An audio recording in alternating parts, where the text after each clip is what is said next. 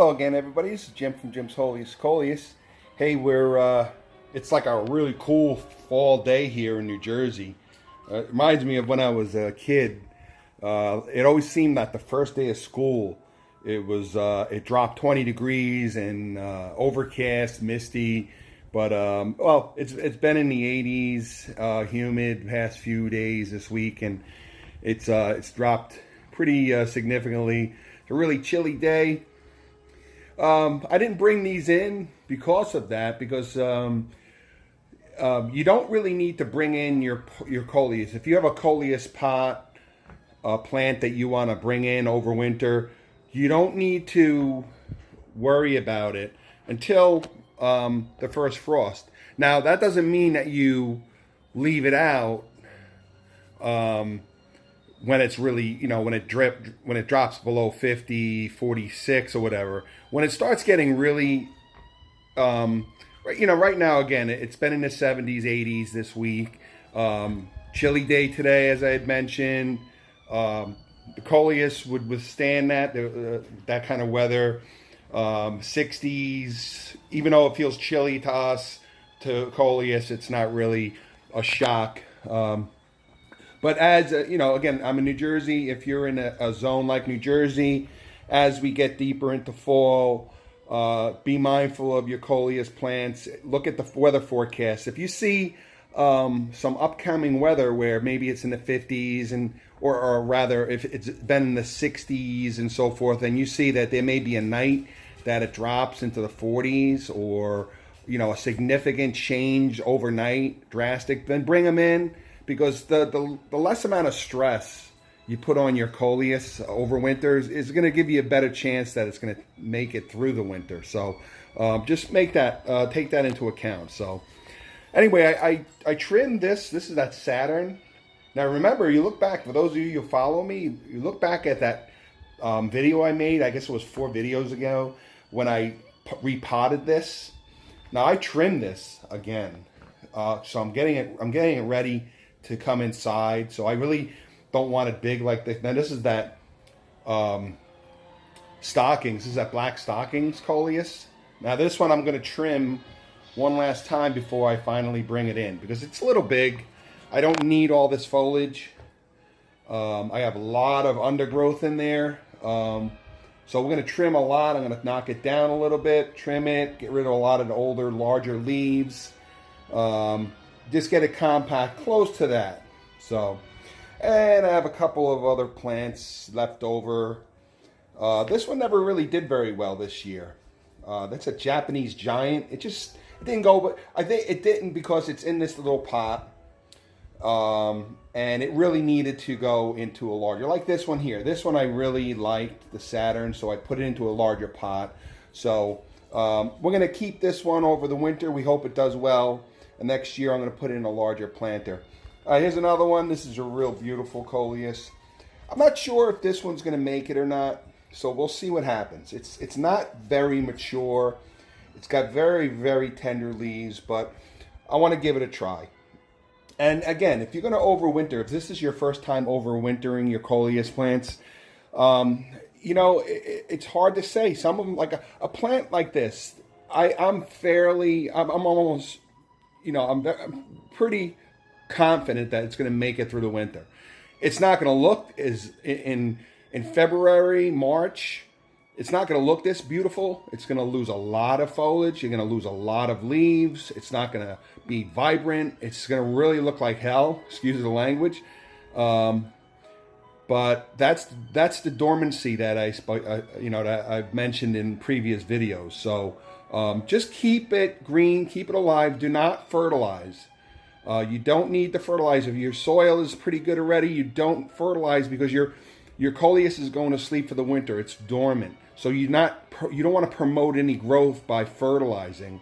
So let it go through its thing. The important thing with the coleus, with the overwintering coleus, is lots of light, as much light as you can. Of course, obviously, the winter, the days are going to be shorter, less sunlight, less light, which basically the coleus sense, and that's why they go dormant. You can get a grow light. That'll help it out a lot. Another thing I mentioned in my other videos, if you have a bay window or a window that you keep your coleus by and it's nice, it gets lots of light, at night, if you're, you know, we enter winter and you have some nights that are 12 degrees, 10 degrees, bring those coleus away from that window. That draft is gonna kill it. It's not gonna do the coleus well. So have an area. If you have pets or whatever, get maybe some plant stands or one or two, and move that coleus away from the glass. You don't want that draft, because the draft is not gonna do it well. And watch your water. Don't overwater it. If it's in a window ledge that gets lots of sun, then you're in a pot like this, then it's going to dry out. So be mindful. Feel down. Don't overwater it. Feel down. It should be moist. A little dry on the top, an inch or two down, until it feels moist, and you're good. But you'll know by the sight and the weight of the pot. So again, here's some other things. Here's the rootings. And I have a whole bunch of these little decorative bud vases that I get in antique stores. And I just keep them all over the house. It's not necessarily that I need these coleus, but I keep them all over the house as little decorations. There's some black stockings. And I'll show you some other windows. I have these picture windows, these little Anderson picture windows. And I get these colored glass bud vases from the dollar store. And I just put them up here. And I keep them, I root my coleus in there. So I'll have plenty of these rootings going on for next year. And I'm going to be honest with you, not all of my rootings make it through. Some of them, they don't do well. Another thing, if you are going to root your coleus in these things, you need to change the water off, especially if they're in the sun. Like in the afternoon, these windows get lots of sun, so that's why the bud vases do really well. My bud vases do really well here because they get lots of light, and then later in the afternoon, as the sun sets, we get a nice shot of sunlight coming in here. So.